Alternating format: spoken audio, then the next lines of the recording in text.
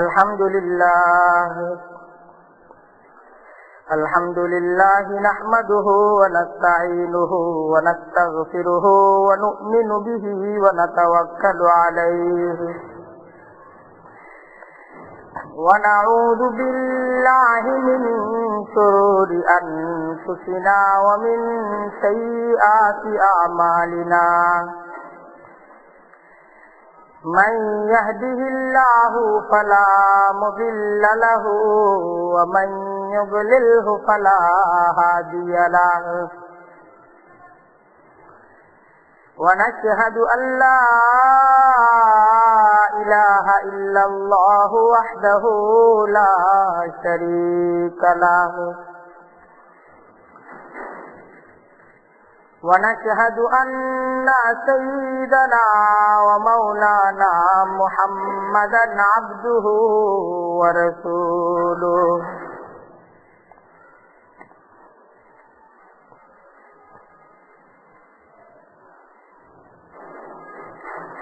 أما بعد فأعوذ بالله من الشيطان الرجيم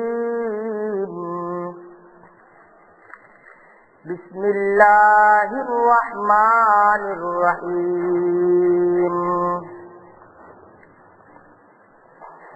يا أيها الذين آمنوا لا تقدموا بين يدي الله ورسوله واتقوا الله إن الله سميع عليم صدق الله العظيم وصدق رسوله النبي الكريم ونحن على ذلك من الشاهدين والشاكرين والحمد لله رب العالمين سبحانك لا علم لنا إلا ما علمتنا إنك أنت العليم الحكيم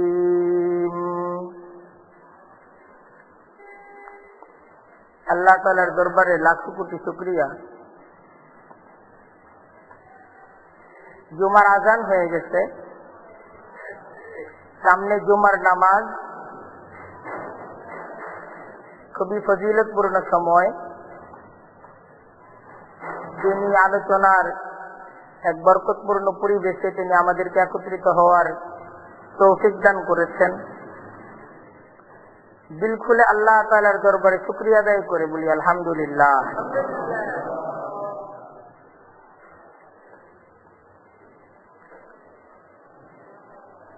আমরা সারা বিশ্বের মুসলমান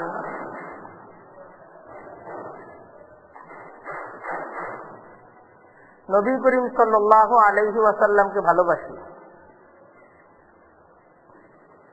এবং আন্তরিকভাবে নবী করিম সাল্লাল্লাহু আলাইহি ওয়াসাল্লামকে আমরা ভালোবাসি।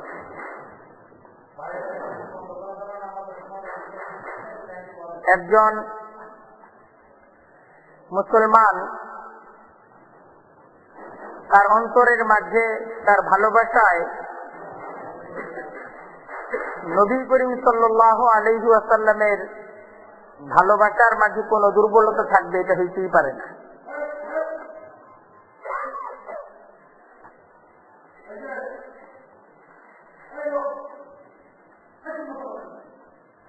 নবীকে ভালোবাসার দাবিতে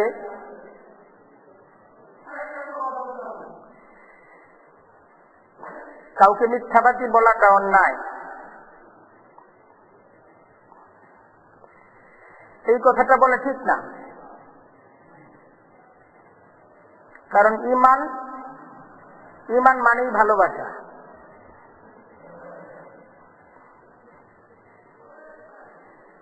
এই নবী করিম সাল্লাল্লাহু আলাইহি ওয়াসাল্লামের ভালোবাসার দাবিতে মুসলমান সত্যবাদী, এবং মুসলমানের সত্যবাদী হওয়াটাই স্বাভাবিক, এটাই উচিত।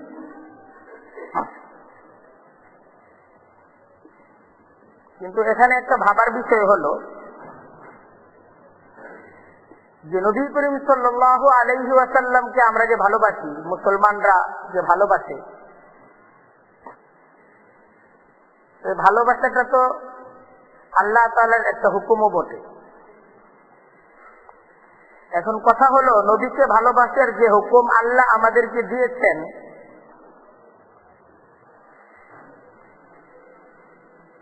নবী করিম সাল্লাল্লাহু আলাইহি ওয়াসাল্লাম সাহাবায়ে কেরামদেরকে যা শিখিয়েছেন,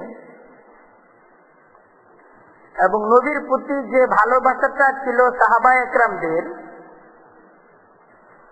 আমাদের ভালোবাসা কি সেই ভালোবাসা? আমরা কি সেই ভালোবাসার প্রতিনিধিত্ব করছি, না আমাদের ভালোবাসাটা এটা নিজেদের তৈরি করা ভালোবাসা?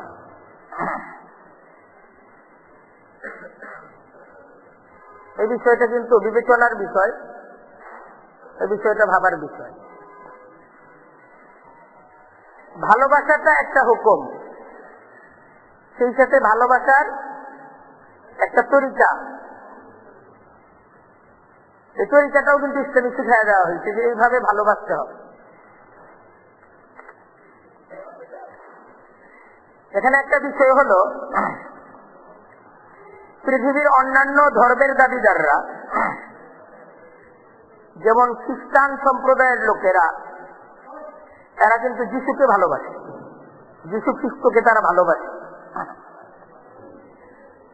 যেমন একজন হিন্দু, যে হিন্দু ধর্মাবলম্বী, সে রামকে ভালোবাসে, কৃষ্ণকে ভালোবাসে। আমরা যেমন আমাদের নবীকে নিয়ে বিদ্রুপ এটা সহ্য করতে পারি না, আমাদের ধর্মকে নিয়ে কেউ যদি কটাক্ষ করে, আমাদের নবীকে নিয়ে, আমাদের নবীর প্রতি বিশ্বাসকে নিয়ে, নবীর প্রতি আমাদের ভালোবাসাকে নিয়ে, আমাদের ভালোবাসার নবীকে নিয়ে কেউ যদি কটূক্তি করে, আমরা মুসলমানরা ব্যথিত হই।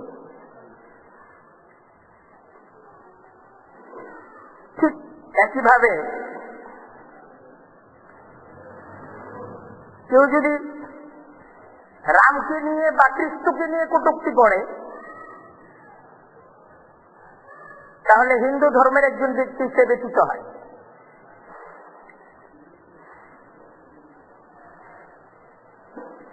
যিশুকে নিয়ে কেউ যদি কটূক্তি করে, যিশুকে নিয়ে কেউ যদি বিদ্রুপ করে, খ্রিস্টান ধর্মের একজন ব্যক্তি এটাকে সহজভাবে মেনে নিতে পারে না, মেনে নিবে না। একজন ব্যক্তি যে হিন্দু, তার হিন্দুত্বের দাবি হলো এই যে সে রামকে, কৃষ্ণকে ভালোবাসবে। যার মাঝে রামের ভালোবাসা নাই, কৃষ্ণের ভালোবাসা নাই, সে আবার কেমন হিন্দু? এই খ্রিস্ট ধর্মেরও দাবি যে একজন খ্রিস্টান সে যিশুকে ভালোবাসে। যার যিশুর প্রতি ভালোবাসা নেই, সে কেমন খ্রিস্টান?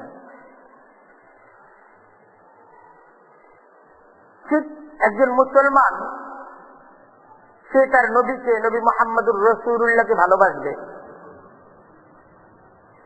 যদি একজন মুসলমান কিন্তু তার মাঝে নবীর ভালোবাসা নাই, তাহলে সে কেমন মুসলমান? সে তার নবীকে নিয়ে কেউ কটাক্ষ করলো, তার নবীকে নিয়ে কেউ বিদ্রুপ করলো, তার ভালোবাসার নবীকে আক্রান্ত করা হলো, কিন্তু একজন মুসলমান সে আঘাতে সে ক্ষত বিক্ষত হলো না, তার ভালোবাসার উপর কোনো আঘাত আসলো না, তাহলে ঈমানের দাবিতে সে দুর্বল।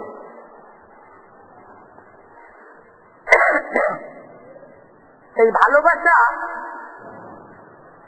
নবী করিম সাল্লাল্লাহু আলাইহি ওয়াসাল্লামের প্রতি একজন মুমিনের ভালোবাসা, এই ভালোবাসাটা একটা স্বভাবজাত ভালোবাসা। এই ভালোবাসাটা একজন মুমিনের মাঝে থাকতেই হবে। এবং পৃথিবীর মুসলমানরা তারা তাদের নবীর প্রতি এই ভালোবাসা রেখে থাকে, তাদের নিজ নবীর প্রতি এই ভালোবাসাটা মুসলমানদের আছে, আছে না? এই ভালোবাসাটা মুসলমানদের আছে।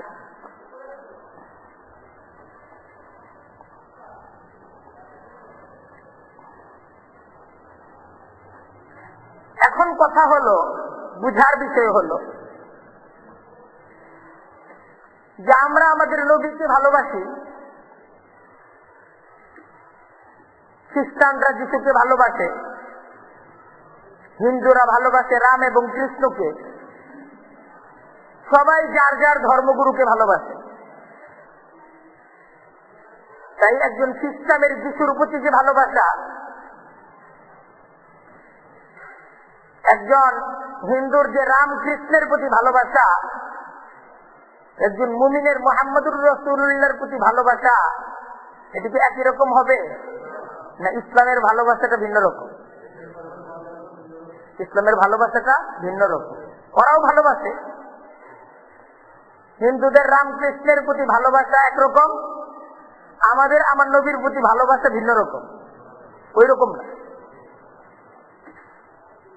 খ্রিস্টানদের যিশুর প্রতি ভালোবাসা ওই ভালোবাসা, আর আমাদের যে আমাদের নবীর প্রতি ভালোবাসা, ভালোবাসি সবাই, কিন্তু ভালোবাসাটা একরকম না।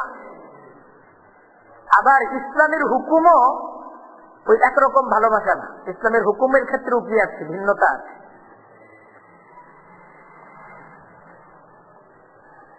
তফাৎটা কোথায়? পার্থক্যটা কোথায়? একজন মুসলিম আর একজন অমুসলিম, একজন নবী প্রেমিক আর আরেকজন যিশু প্রেমিক, আরেকজন রামকৃষ্ণ প্রেমিক, একরকম প্রেমিক না। একরকম পাল্লায় এদেরকে মাপা যাবে না। যাবে? মাপা যাবে না একরকম পাল্লায়। এই তফাৎটাই বুঝার বিষয়। এই পার্থক্যটা বুঝতে অনেক সময় ভুল হয়, অনেকে ভুল করে।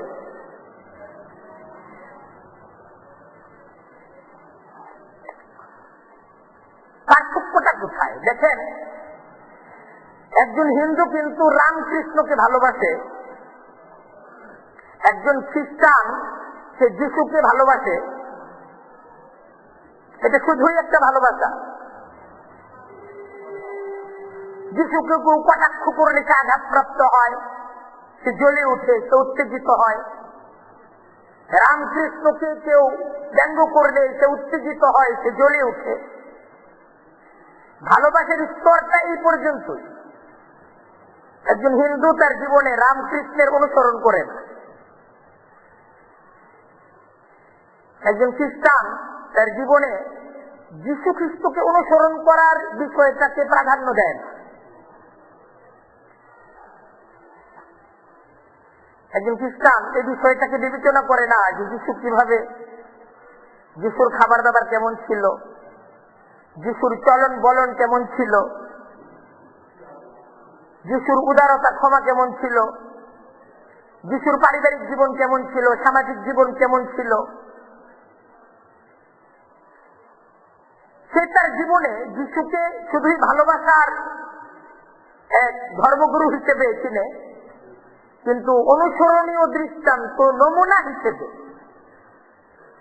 যিশুর জীবনের কোন প্রভাব একজন খ্রিস্টানের জীবনের মাঝে পাওয়া যায় না। তারা এই বিষয়টাকে বিবেচনায় আনে না। তেমনি ভাবে একজন হিন্দু, বিষয়টা আমাদেরকে বুঝতে হবে, জরুরি বিষয়, যে একজন হিন্দু সে রামকৃষ্ণকে ভালোবাসে, কিন্তু তার কাছে রামের ইতিহাস, রামের জীবন, রামের সাধনা কোনো কিছুই তার কাছে সংরক্ষিত আকারে নেই। রামের চলাফেরা কেমন ছিল, কৃষ্ণের খাওয়া দাওয়া কেমন ছিল, তার উদারতা ক্ষমা কেমন ছিল, তার পারিবারিক সামাজিক জীবন কেমন ছিল, ব্যক্তিগত জীবনে সে কেমন ছিল, এই সমস্ত বিষয়গুলোর অনুকরণ অনুসরণ সে করে না।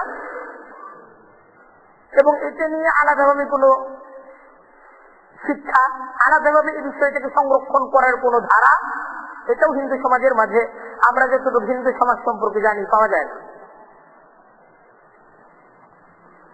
কিন্তু একজন মুসলমান তার যে তার নবীর প্রতি ভালোবাসা, এই ভালোবাসাটা তার নবীর প্রতি কেউ যদি কটাক্ষ করে, কেউ যদি তার নবীকে নিয়ে ব্যঙ্গ করে, সে জ্বলে উঠে, সে উত্তেজিত হয়, সে ব্যথিত হয়, এই পর্যন্তই তার ভালোবাসাটা সীমাবদ্ধ না, বরং এই ভালোবাসাটা তাকে বহুদূর পর্যন্ত নিয়ে যায়। ইসলামে ভালোবাসার আলামত, ভালোবাসার শর্ত, ভালোবাসার মঞ্জিল নির্ধারিত করা হয়েছে অনুসরণ। ইসলামে একজন ব্যক্তি ইবাদত করবে আল্লাহর, আর তার মুর্শিদ হল রাসূলুল্লাহ সাল্লাল্লাহু আলাইহি ওয়াসাল্লাম। যে সে শুধু নবী করিম সাল্লাল্লাহু আলাইহি ওয়াসাল্লামকে ভালোবাসে, তার ভালোবাসাটা হলো এই যে নবী করিম সাল্লাল্লাহু আলাইহি ওয়াসাল্লামকে সে তার জীবনের মুর্শিদ হিসেবে, পথ প্রদর্শক হিসেবে সে গ্রহণ করে নিয়েছে। যে আমার জীবনের ব্যক্তিগত জীবনে, পারিবারিক জীবনে, সামাজিক জীবনে আমি মুর্শিদ হিসেবে, পথ প্রদর্শক হিসেবে, আমি নমুনা হিসেবে, আমার আইডল হিসেবে আমি নবী করিম সাল্লাল্লাহু আলাইহি ওয়াসাল্লামকে গ্রহণ করে নিলাম। আমার নবীকে যদি দেখতে চাও, আমার জীবনকে দেখো, আমার জীবনের পরতে পরতে তুমি আমার নবীর অনুকরণ দেখতে পাবে। ইসলামের হুকুমও এটা। قل إن كنتم تحبون الله فاتبعوني يحببكم الله إن كنتم تحبون الله فاتبعوني يحببكم الله। আল্লাহ নবীকে বলতেছেন, কুল নবী আপনি আমার বান্দাদেরকে বলে দিন, ইন কুনতুম তুহিব্বুনাল্লাহ, যদি আল্লাহকে তোমরা ভালোবাসো, ফাত্তাবিউনি তোমরা আমার অনুসরণ করো, ইউহিব্বুকুমুল্লাহ যদি আমার অনুসরণ করো, ইউহিব্বুকুমুল্লাহ তাহলে আল্লাহ তোমাদেরকে ভালোবাসবেন, আল্লাহর ভালোবাসা পেয়ে যাবে। ইয়া আইয়ুহাল্লাযীনা আমানু আতিউল্লাহ ওয়া আতিউর রাসূলা ওয়া লা তুবতিলু আমালাকুম।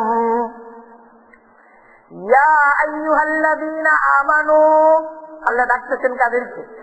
হ্যাঁ ঈমানদারেরা। কাদেরকে ডাকতেছেন? আরে উত্তর দেন না, কাদেরকে ডাকতেছেন? ঈমানদারেরা ডাকতেছেন। মানে যারা বলে যে আমরা ঈমানদার,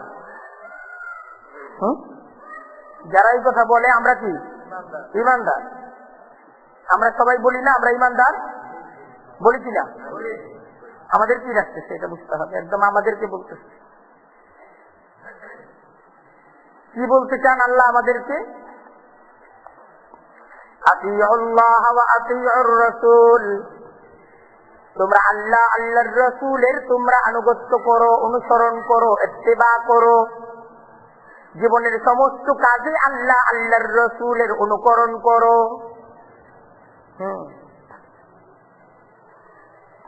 হুকুমটা কিসের? অনুসরণে। কিসের হুকুম দেওয়া হচ্ছে? অনুসরণের হুকুম দেওয়া হইতেছে। খুব বোঝার চেষ্টা করছি।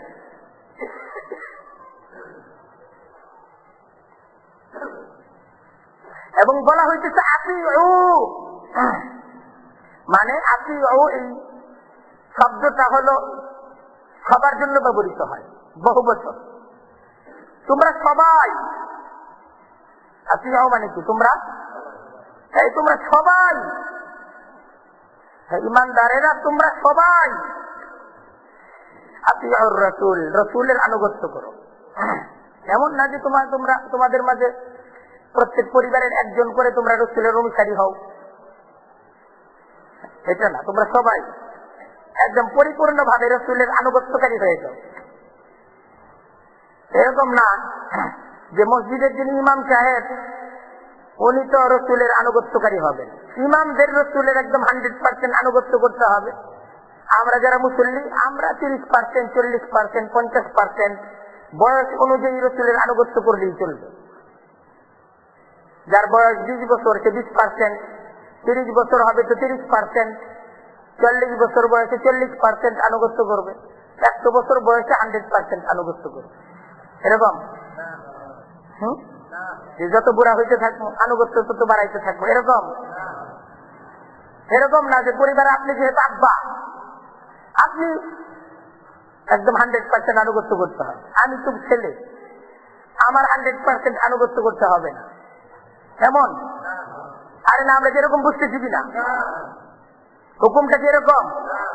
হুকুমটা এরকম একদম পরিবারের বাবা, পরিবারের সন্তান, এখানে আমার সামনে আমি যে বসা, আমি যে বলতেছি আমার উপরে একই হুকুম, আমার প্রতি যে হুকুম, এই জায়গায় আমার সামনে যারা বসা সবার প্রতি কি একই হুকুম।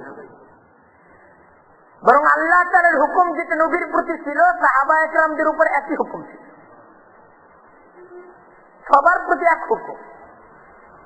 এখানে যারা বয়স্ক বৃদ্ধ তাদের জন্য যে হুকুম, যারা যুবক একই হুকুম। এরকম না যে আমরা তো যুবক, যুবকদের জন্য একই হুকুম ইসলাম। আর যে হুকুম হলো ইসলাম প্রত্যেকটা যুবক, প্রত্যেকটা বৃদ্ধ, প্রত্যেকটা পুরুষ, প্রত্যেকটা নারী, প্রত্যেকটা ইমাম, প্রত্যেকটা মুক্তাদি, সমাজের সর্বস্তরের সকল মানুষদেরকে ইসলাম একই হুকুম দিয়েছে। এই সমাজের যারা মুনিব, যারা বিভিন্ন প্রতিষ্ঠানের কর্ণধার, আবার যারা বিভিন্ন প্রতিষ্ঠানের শ্রমিক, এই সমাজের যারা রাজা, এই সমাজের যারা প্রজা, হুকুম কি এক। সকলের প্রতি ইসলামের এক হুকুম, আতিউল্লাহ ওয়া আতিউর রাসূল, যে তোমরা আল্লাহ এবং আল্লাহর রসুলের অনুসরণ অনুকরণ করো। অনুসরণ অনুকরণের মাধ্যমেই তোমার ভালোবাসা কত দূর এটাকে চিহ্নিত করা হবে। ওয়ালা তুবতিলু আমালাকুম, আরেকটা কথা বলতে, আর তোমরা তোমাদের আমলগুলোকে নষ্ট করো না। এ কথার অর্থ কি? এ কথার অর্থ হলো যে যেখানেই আনুগত্য হচ্ছে না সেখানেই আমলটা নষ্ট হয়ে যাচ্ছে।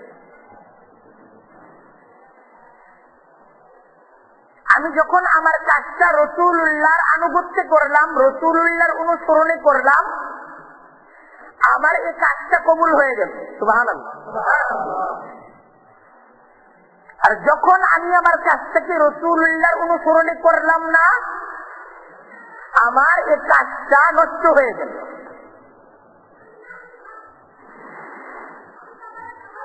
ওয়ালা তুবতিলু আমালাকুম, তোমরা তোমাদের আমলগুলোকে নষ্ট করে ফেলো না। আমলগুলোকে নষ্ট করো, যে আমলগুলো করতেছো, যে কাজগুলো করতেছো, আতিউ রাসূলের আনুগত্য করো, তাহলে এটার সওয়াব মিলবে। আর যদি রাসূলের আনুগত্য না করো সওয়াব পাওয়া যাবে না। রাসূল যেভাবে শিখিয়ে দিয়েছেন সেইভাবেই প্রত্যেকটা কাজ করো। যে কাজটা রাসূল যেভাবে করেছেন সেই কাজটাকে সেইভাবে করো। যে কাজটা রাসূল করেন নাই সে কাজটা তুমি করো না। যে কাজটা রাসূল করেছেন, যেভাবে করেছেন সেইভাবে সেই কাজটাকে করো। যে কাজটা রাসূল করেন নাই সেভাবে করো না।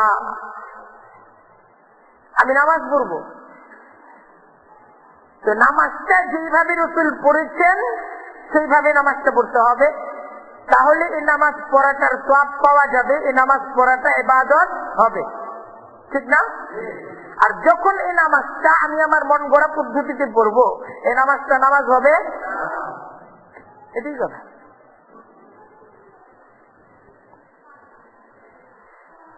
তুমি তাহাজ্জুদের নামাজ পড়বে,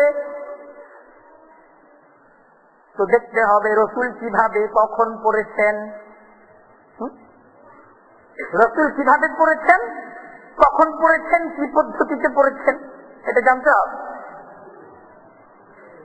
এটাকে জেনে নামাজটাকে সেইভাবে সম্পাদন করতে হবে, তাহলে এই নামাজটা তাহাজ্জুদের নামাজ হবে এবং এই নামাজের বিনিময় পাওয়া যাবে, ঠিক না? আর আমি জানলাম না কখন, কিভাবে, কি পদ্ধতিতে রসুল পড়তেন, এটা আমি জানার ফিকিরও করলাম না, জানার চেষ্টাও করলাম, আমি আমার মতো পড়লাম। হবে? আরে হবে।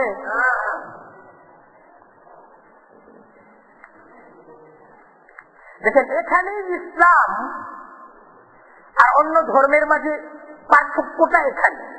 একজন মুসলিম আর একজন হিন্দু আর একজন খ্রিস্টান, তার মাঝে এখানে হলো পার্থক্যটা ঠিক এই জায়গায়। একজন খ্রিস্টান সে যিশুকে ভালোবাসে, কিন্তু তার অনুসরণের কথা ভাবে না, এটার কোন গুরুত্ব খ্রিস্ট ধর্মে নাই।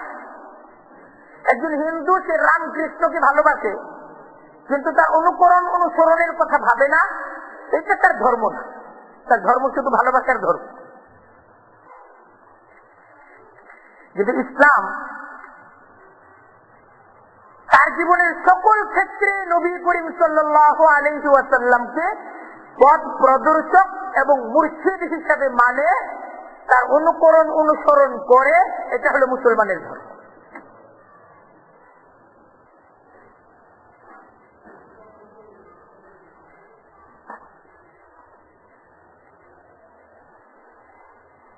আমরা যে আল্লাহর ইবাদত করছি, আমরা যে আল্লাহকে বিশ্বাস করছি, আমার ইবাদতটা আল্লাহর ইবাদত তখন হবে, আমার ঈমানটা তখন ঈমান হবে, যখন নবী করিম সাল্লাল্লাহু আলাইহি ওয়াসাল্লামের কথা অনুযায়ী, তার দেয়া শিক্ষা অনুযায়ী আমি যখন ঈমানকে তৈরি করব, আমি যখন তার দেওয়া শিক্ষা অনুযায়ী আমার আমলকে তৈরি করব, তখন এই আমলগুলো ইবাদত হবে। তার শিক্ষা অনুযায়ী যখন ঈমানকে গড়ে তুলব, তখন আমার ঈমান হবে।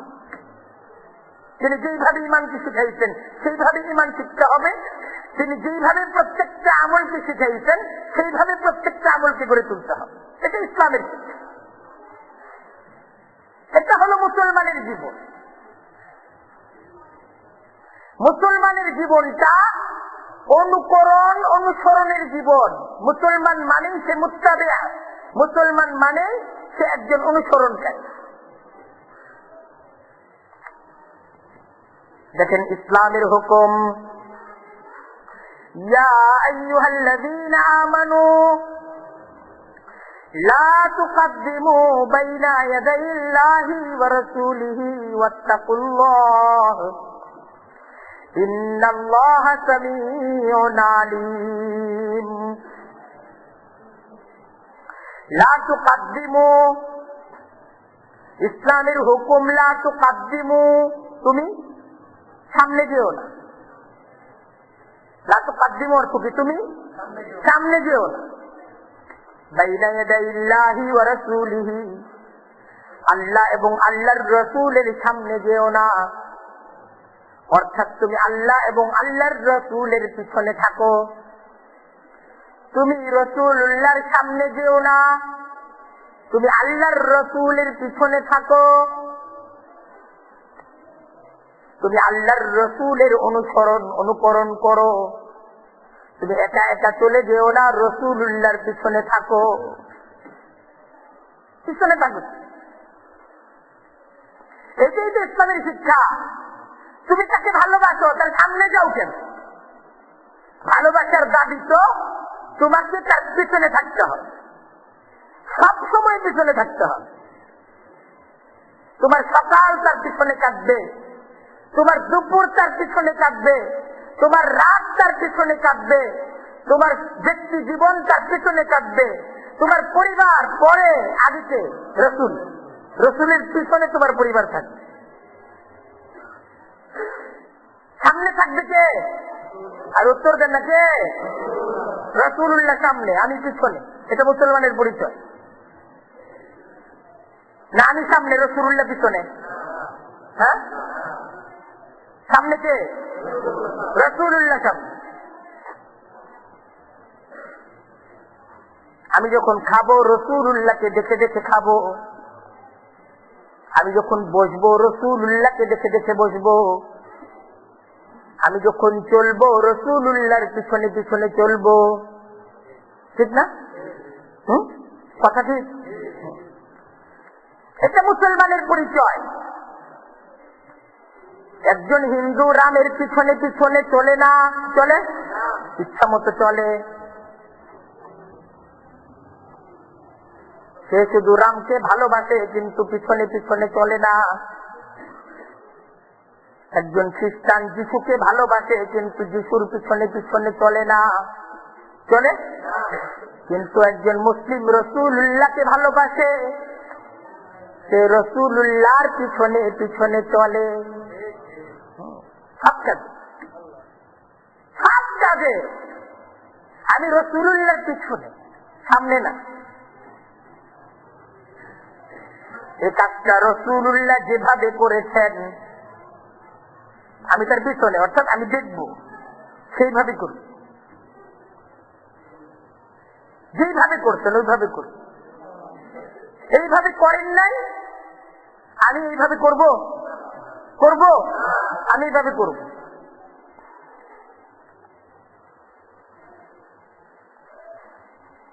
এই একজন মুসলিম, তাকে রাসূলুল্লাহর জীবনটা জানতে হবে তো। কারণ মুসলিম তো অনুসারী। মুসলমানের অর্থই যে সে রাসূলুল্লাহর অনুসারী। জীবনের সকল ক্ষেত্রে সে রাসূলুল্লাহকে মুর্শিদ মানে, পথ প্রদর্শক মানে।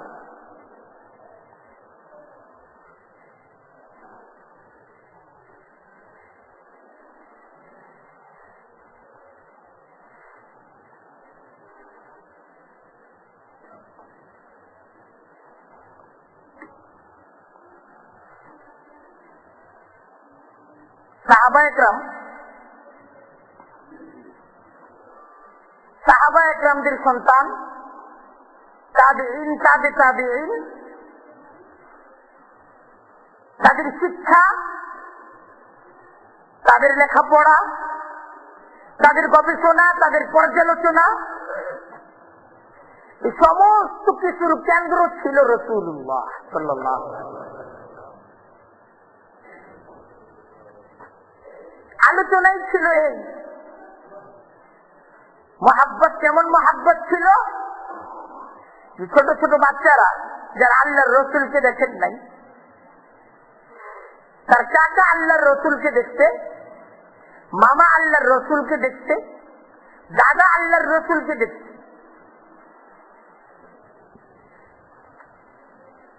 হাদিসের কিতাবগুলোকে খুললে এমন হাজার হাজার দৃষ্টান্তগুলো পাওয়া যায়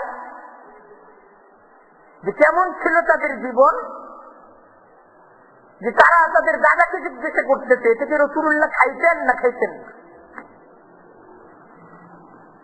রাসূলুল্লাহ কিভাবে এটাকে গ্রহণ করতেন, এইভাবে জানতেছেন। অর্থাৎ মহাব্বত ছিল এমন যে আমার জীবনের কোন একটা কাজ যেন রাসূলুল্লাহ সাল্লাল্লাহু আলাইহি ওয়াসাল্লামের তরিকার বাইরে আমার নিজ মন মতো না হয়। জীবনের কোন একটা কাজ আমি মন মতো করতে চাই না, জীবনের সকল কাজ আমি রাসূলুল্লাহর তরিকা অনুযায়ী করতে চাই। এটাই তো হাদিস। তারা নিজেরা থেকে এইভাবে শিখছেন, নিজে সন্তানদেরকে, নিজে ছাত্রদেরকে এইভাবেই শিখাইছে। তারা তাদের পরবর্তী প্রজন্মকে এইভাবেই শিখাইছে। এইভাবেই একটা সময় এইসবকে শুধু শিখাইছেন তা না, এইসবকে লিখে লিখে শিখাইছে। আল্লাহর রসুলের জীবনগুলো সাহাবা সন্তানকে শুধু মুখে বলেন নেই, লেখে লেখে শিখেছেন যে আমি রাসূলুল্লাহকে এরকম দেখছি, লেখো, এটাকে মুখস্থ কর।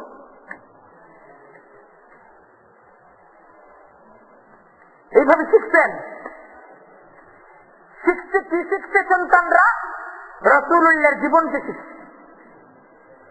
কেন শিখছে?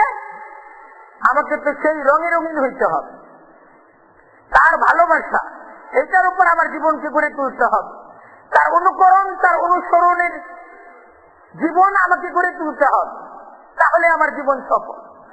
আমার জীবনের যে কাজটা রাসূলুল্লাহর তরিকার বাইরে হলো, সেই কাজটা তো নষ্ট হয়ে গেল, এটার কোনো প্রতিদান পাওয়া যাবে। এটাই ছিল ফিকির।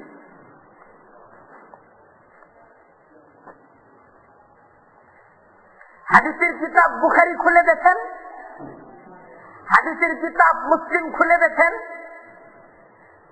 হাজার হাজার হাদিসের কিতাব, লক্ষ লক্ষ হাদিস।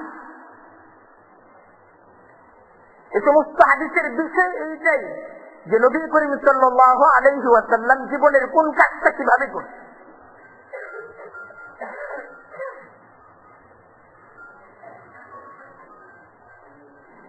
এটা সাহাবা একরামদের রেখে যাওয়া আমানত, এটা তাবিঈদের রেখে যাওয়া আমানত, এটা আমাদের মুরব্বী পীর মাশায়েখ তাদের রেখে যাওয়া আমানত।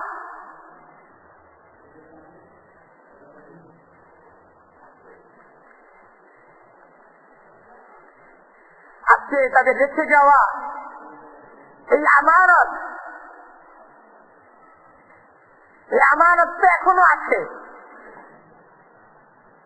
কিন্তু আমরা তার সাথে সম্পৃক্ত না, আমরা তার থেকে দূরে সরে এসেছি।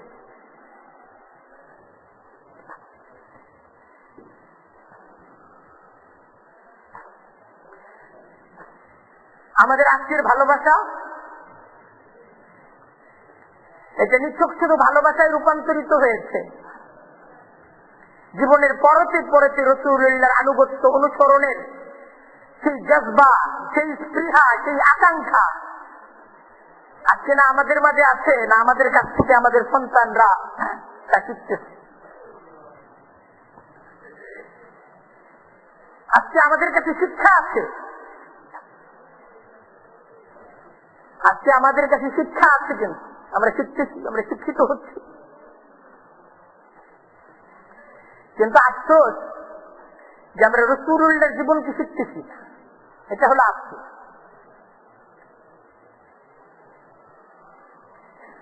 অথচ ইসলাম মুসলমানদেরকে রাসূলুল্লাহর জীবন শিক্ষা দেয়। ইসলাম বলে তোমরা রাসূলুল্লাহর জীবনকে শিখো। লা তুকদ্দিমু বাইনা ইয়াদাইল্লাহি ওয়া রাসূলিহি ওয়াত্তাকুল্লাহ, আল্লাহকে ভয় করো। লা তুকদ্দিমু বাইনা ইয়াদাইল্লাহি ওয়া রাসূলিহি, আল্লাহ এবং তার রাসূলের পিছনে থাকো, সামনে অগ্রসর হয়ো না।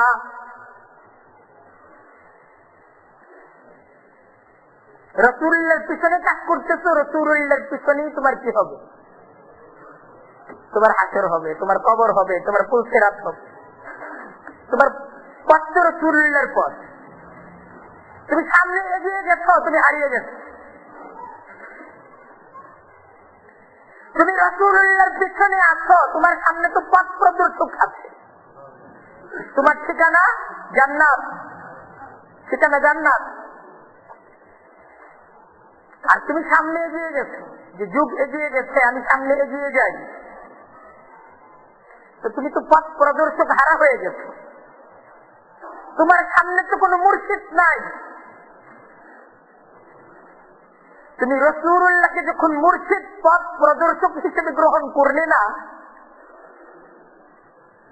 তো পৃথিবীর আর কোন মুর্শিদ ধরে জান্নাতে পৌঁছা যাবে?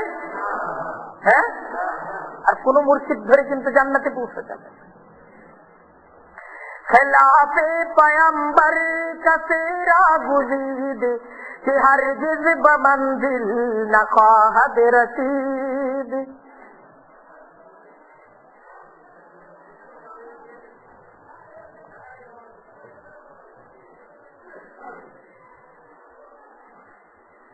खिलाफे पैगंबर का तेरा गुजीद कि हरगिज बमंजिल न ख्वाब रसीद। কিয়ামত পর্যন্তের জন্য আল্লাহ তাআলা সকল ভূখণ্ডের সকল মানুষের, সকল বর্ণের মানুষের জন্য এক মুর্শিদ আল্লাহ তার তরফ থেকে নির্ধারিত করে দিয়েছেন। যারা আমাকে চাও, যারা আমার কাছ থেকে জান্নাত চাও, রাসূলুল্লাহকে মুর্শিদ হিসেবে গ্রহণ করে নাও। এখন রাসূলুল্লাহকে বাদ দিয়ে যদি পূর্ববর্তী কোন নবীকে মুর্শিদ গ্রহণ করো, আমার জান্নাতে পৌঁছা যাবে না। পরবর্তী কোন ব্যক্তি, সে যত দার্শনিক হোক, যত বৈজ্ঞানিক হোক, যত বড় অবদান, যত বড় ক্ষমতা, যত বড় বৃত্তের অধিকারী হোক, তুমি মুর্শিদ গ্রহণ করতে পারো, কিন্তু জান্নাতে পৌঁছতে পারবা না। সে মুর্শিদের ক্ষমতা নেই তোমাকে জান্নাত পর্যন্ত পৌঁছে দিতে পারবে। আজকে প্রয়োজন আমাদের জন্য, আজকে আমাদের ভুলে যাওয়া ইতিহাস, এটাকে জানা প্রয়োজন। আমাদের ভুলে যাওয়া রাসূলুল্লাহর সিরাত, এটা জানা প্রয়োজন। আমাদের শিক্ষা প্রয়োজন রাসূলুল্লাহ সাল্লাল্লাহু আলাইহি ওয়াসাল্লামের জীবন, জীবনের প্রত্যেকটা কাজ, প্রত্যেকটা কর্ম কেমন ছিল, এটা শেখা দরকার। আমার জীবন, আমার ব্যক্তিগত জীবন, আমার পরিবার, আমার সমাজ, এই সমস্ত কিছুকে রাসূলুল্লাহর রঙে রাঙিয়ে তোলা, এটা আজকে আমাদের জন্য জরুরি বিষয়।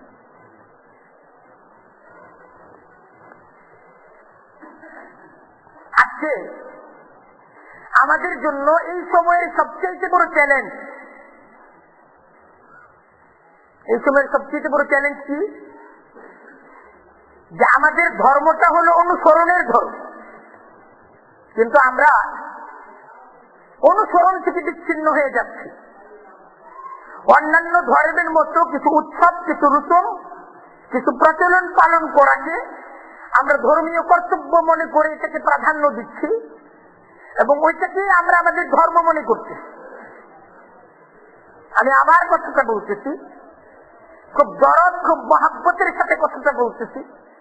সবাইকে আমার কথাটা একটু ভাবার জন্য আহ্বান করতেছি যে আজকে আমাদের, আমরা যারা বিশ্বাস করি আখিরাত সত্য, যারা বিশ্বাস করি জান্নাত সত্য, যারা বিশ্বাস করি পরকাল সত্য, আমরা যারা বিশ্বাস করি দুনিয়াতে থাকবো না, আর দুনিয়া থেকে যাওয়ার পর অনন্ত অসীম আখিরাতের জীবন আমাদের সামনে, এই বিশ্বাসটা আমরা যারা করি, এই বিশ্বাসটা আমরা যারা করি, আমাদের জন্য আজকের এই সময়ের সবচাইতে বড় চ্যালেঞ্জ যে আমাদের নাজাতের যে ধর্ম ইসলাম, আমাদের মুক্তির যে ধর্মটা হলো ইসলাম, যে ইসলামের অর্থই হলো অনুকরণ এবং অনুসরণ করতে হবে তোমার নবীকে, আমরা সেই অনুসরণটাকে আজকে বাদ দিয়ে দিয়েছি। সেই অনুসরণটাকে আজকে আমরা জরুরি মনে করছি না। আমরা পুরা কথাটা বোঝার চেষ্টা করেন। অন্যান্য ধর্ম ঠিক যেমন উৎসব মুখর ধর্ম, কিছু দিন, কিছু অনুষ্ঠানকে পালন করার ধর্ম, আমরা ইসলাম ধর্মটাকেও, আমরা মুসলিমরাও কিছু উৎসব, কিছু আয়োজন পালন করে আমরা মনে করতেছি এটাই আমাদের ধর্ম পালন।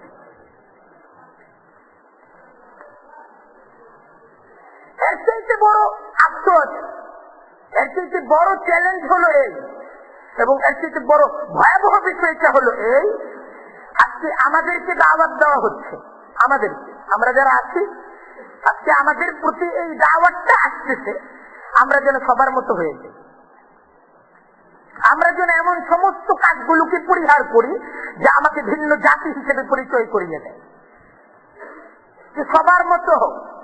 এমন সমস্ত কাজগুলো, এমন সমস্ত পোশাকগুলো, এমন সমস্ত আচরণগুলো তুমি ত্যাগ করো যা তোমাকে ভিন্ন জাত হিসেবে সমাজের মাঝে পরিচয় করিয়ে দেয়। এইসব ছেড়ে দাও, এক হয়ে যাও।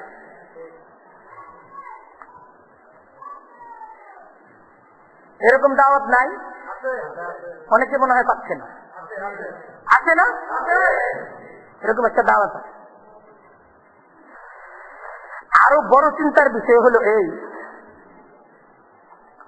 এই দাওয়াতটা রাষ্ট্রীয়ভাবে, এই দাওয়াতটা পৃথিবীর বিভিন্ন মুসলিম দেশগুলোতে মুসলমানদেরকে এই দাওয়াতটা রাষ্ট্রীয় পর্যায়ে দেওয়া হচ্ছে।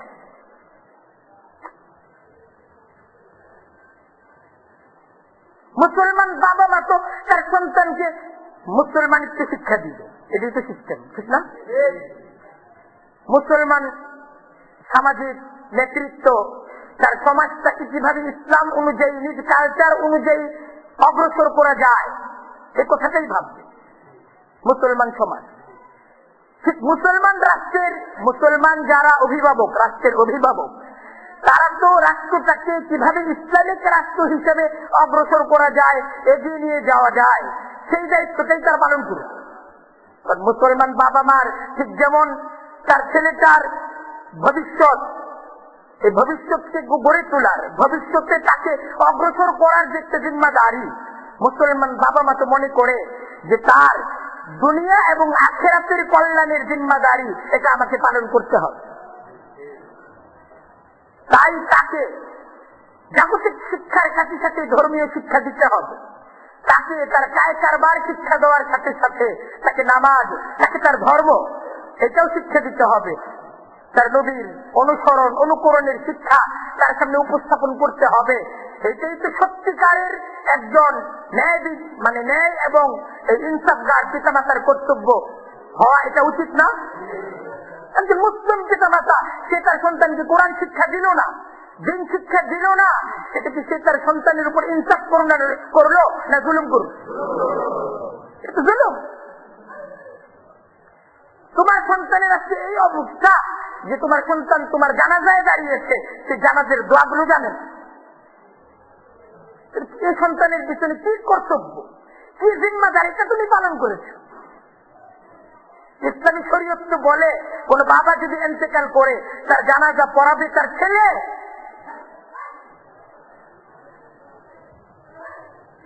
এটাই ইসলাম বলে। বাবার জানাজা কে পড়াবে? ছেলে পড়াবে। এটা ইসলামের শিক্ষা। আজকে আমাদের এমন কয়েকজন ছেলে আছে যারা আমার জানাজা পড়াতে পারবে? আমি কি অনুমতি দিব আমার ছেলেকে আমার জানাজা পড়াবার? কেমন সন্তান আমি তৈরি করে গেলাম?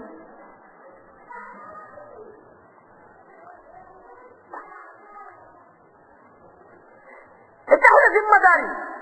মুসলমান শিক্ষা প্রতিষ্ঠানের মুসলমান শিক্ষকরা তারা তাদের শিক্ষার্থীদেরকে, মুসলমান শিক্ষার্থীদেরকে, শিক্ষক মুসলমান, শিক্ষার্থীও মুসলমান, সেই মুসলমান শিক্ষকের এটা তো একটা জিম্মাদারি, সে তার শিক্ষার্থীদেরকে ইসলাম শিক্ষা দিবে, রাসূলুল্লাহর জীবন শিক্ষা দিবে। এটা একটা জিম্মাদারি। কিন্তু আজকে সে জিম্মাদারি কি মুসলমান শিক্ষকরা তাদের মুসলমান শিক্ষার্থীদের উপর পালন করছে? শিক্ষক কি শুধু শিক্ষা তো ইসলামের একটা ফরজ হুকুম। শিক্ষা ইকরা, ইসলাম সেই ধর্ম যে ধর্মের প্রথম দাওয়াত, যে ধর্ম তার অনুসারীদেরকে প্রথম কর্তব্য যা দিয়েছে সে কর্তব্যটা হলো ইকরা, পড়ো। কিন্তু সাথে কিন্তু এটাও বলেছে বিসমি রাব্বিকাল্লাযী খলাক, ইকরা বিসমি রাব্বিকাল্লাযী খলাক। শুধু শিক্ষাই কিন্তু ইসলামের হুকুম না, বরং ইসলামের হুকুম কিন্তু শিখো, তোমার রবের নাম শিখো। কি শিখো? রবের নাম শিখো, রবের পরিচয় শিখো। কারণ যে শিক্ষা রবের পরিচয় প্রকাশ করে, যে শিক্ষায় রবকে চেনা যায়, সেই শিক্ষার দ্বারা জাতি উন্নত হয়, সমাজ উন্নত হয়, রাষ্ট্র উন্নত হয়, পরস্পর পরস্পরের অধিকারগুলোকে, হকগুলোকে বুঝতে পারে। সেই শিক্ষায়, যে শিক্ষা সর্বপ্রথম রবের সাথে পরিচয় করিয়ে দেয়। আজকে তো শিক্ষা আছে, কিন্তু শিক্ষার মাঝে রবের পরিচয় না থাকার কারণে আজকের শিক্ষা আমাদেরকে এগিয়ে দিচ্ছে কিভাবে? আজকে এটা একটা শিক্ষা যে শিক্ষায় শিক্ষিতরা পরমাণু এমন উন্নত এবং এমন বিধ্বংসী তারা বোমা তৈরি করছে যে এক বোমায় একটা শহরকে ধ্বংস করে দেওয়া যায়।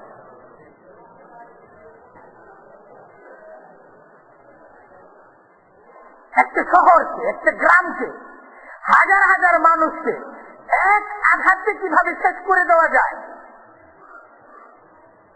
আজকে এটা একটা শিক্ষা, এবং এই আবিষ্কার যারা করতেছে তারা আমাদেরকে আইডল। আজকের শিক্ষা তাদেরকে দেখাচ্ছে, দেখো সে পরমাণু আবিষ্কার করেছে, সুতরাং সে আমার দেশের সম্পদ।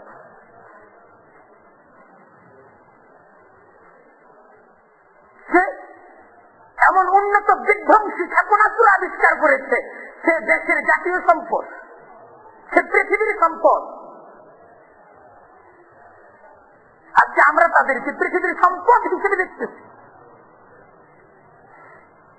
যারা মানুষ হত্যার, মানবতাকে ধ্বংস করার এবং কঠিন কঠিন মরণাস্ত্রগুলোকে আবিষ্কার করছে, আমরা তাদেরকে জাতীয় বীরের খেতাব দিচ্ছি।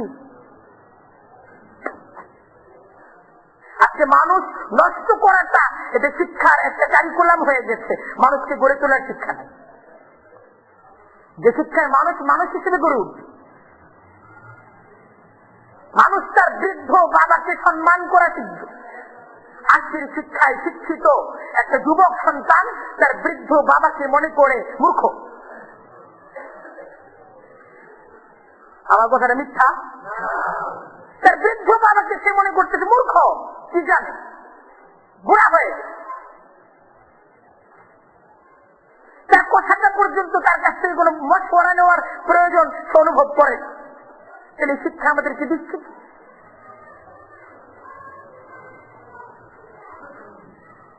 সে বৃদ্ধ বাবাকে সম্মান করাই শিখল না।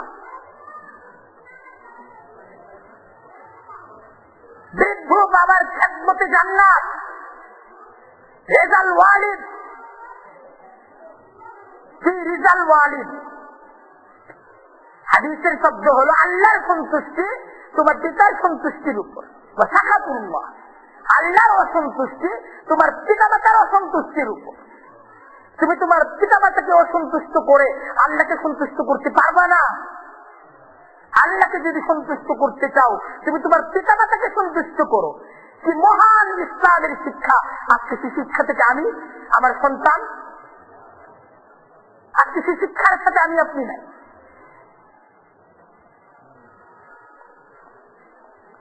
আজকের আফসোস, একটা সময় পর্যন্ত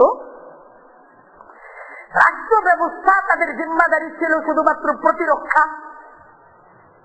ভূখণ্ডকে রক্ষা করা, ভূখণ্ডের মানুষদেরকে নিরাপত্তা দেওয়া, ট্যাক্স আদায়ের কিছু ক্ষুদ্র গণ্ডি পর্যন্ত রাষ্ট্রীয় ব্যবস্থাটা কার্যকর ছিল। রাষ্ট্র মানুষের ব্যক্তি পর্যায়ে, মানুষের শিক্ষা ব্যবস্থায় রাষ্ট্রের কোন হস্তক্ষেপ ছিল না। এই ব্যাপারে একটা স্বাধীনতা ছিল। কিন্তু আজকে শিক্ষা একটা ব্যক্তি জীবন তৈরি, এক্ষেত্রেও সিলেবাস তৈরি থেকে নিয়ে শুরু করে সমস্ত বিষয়ে হস্তক্ষেপ করছে রাষ্ট্র। রাষ্ট্রের কর্তা পরিবর্তন হচ্ছে, সিলেবাস পরিবর্তন হচ্ছে, শিক্ষা পরিবর্তন হচ্ছে। আর শিক্ষার বারবার পরিবর্তন, ক্ষতিগ্রস্ত হচ্ছে ইসলাম, ক্ষতিগ্রস্ত হচ্ছে মুসলমান। মুসলমানের জীবন থেকে সুন্নত মরে যাচ্ছে। ফেরাউন ধ্বংস করেছিল বনি ইসরাইলকে,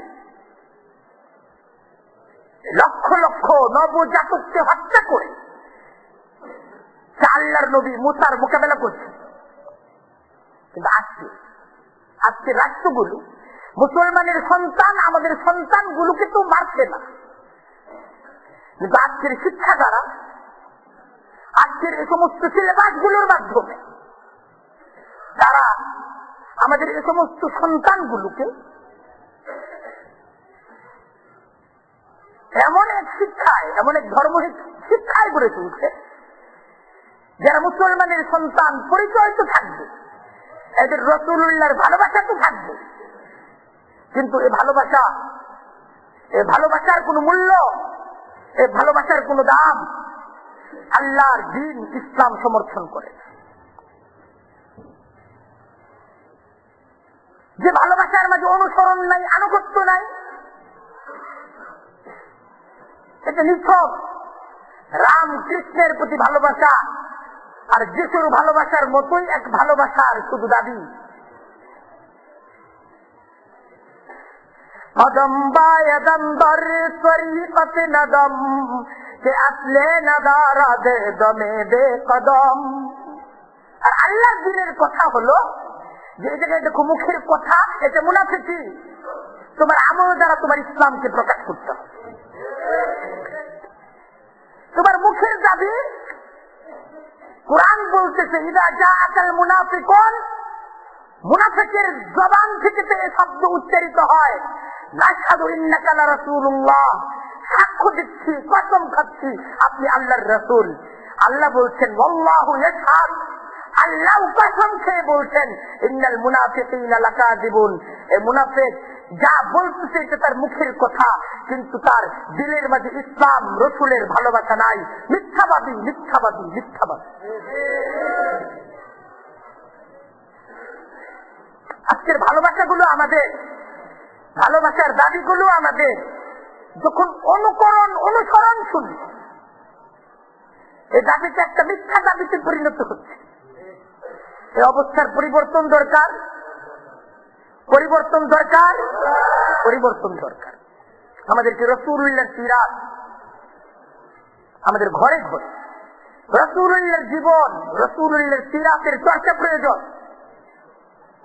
রাসূলুল্লাহর মহব্বত দিলের মাঝে এমন ভাবে গড়ে তুলতে হবে, আমাকে, আমার সন্তানকে, আমার পরিবারের সকলকে এটার পিছনে মেহনত করতে হবে, যেন আমার পরিবারের সকলেই তার প্রত্যেকটা কাজের কাছে রাসূলুল্লাহর অনুসরণকারী হয়ে যায়। আমরা রাসূলুল্লাহর সিরাতের আলোচনা করবো তো ইনশাআল্লাহ, ঘরে ঘরে চাই, এটাকে আবদার করতেছি। বুখারী কিনেন, হাদিসগুলো পড়েন, আল্লাহর রসুলের হাদিস কেমন ছিল, আল্লাহর রসুলের জীবন। মুসলিম শরীফ কিনেন, পড়েন। আপনি মুসলমান, আপনার ঘরে কোরআন নাই, কোরআনের তাফসীর নাই, হাদিস নাই, আল্লাহর রসুলের হাদিসের ব্যাখ্যা গ্রন্থ নাই, এটা কেমন মুসলমানের ঘর? কারণ ইসলামের হুকুম পড়ো, কি পড়তে হবে? কোরআন পড়তে হবে, রাসূলুল্লাহর জীবন পড়তে হবে। আল্লাহ তাআলা আমাদেরকে তৌফিক দান করুক। ওয়া আখিরু দাওয়ানা আনিল হামদুলিল্লাহি রাব্বিল আলামিন।